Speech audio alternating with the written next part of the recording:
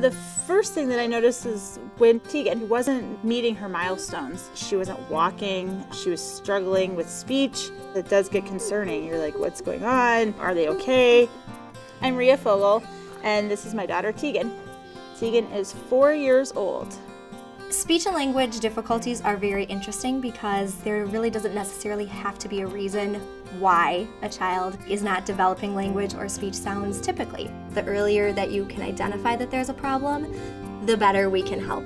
We have gone through the Birth to 3 program where they will provide physical therapy, occupational therapy, speech therapy. For her to be starting at age 1.5 or 2 was wonderful for her development, strengthening her muscles and working on her speech skills.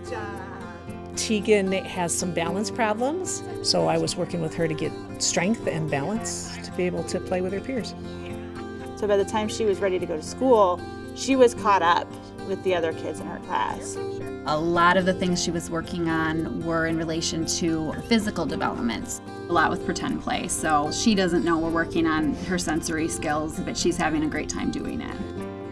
Curative Care Network needs a lot of services to support people with disabilities in our community. Without United Way, we wouldn't be able to offer all of the resources that we do. The first 3 years of a child's life are central for developmental growth. And when there are delays in that development in those early years, that child is at risk for struggles later in life. United Way supports programs like Curative Care Network in order to successfully transition children to school-age programs. I am very grateful in the fact that my daughter has had this opportunity, and it makes me happy every day to be able to drop her off at school and know that she's where she needs to be.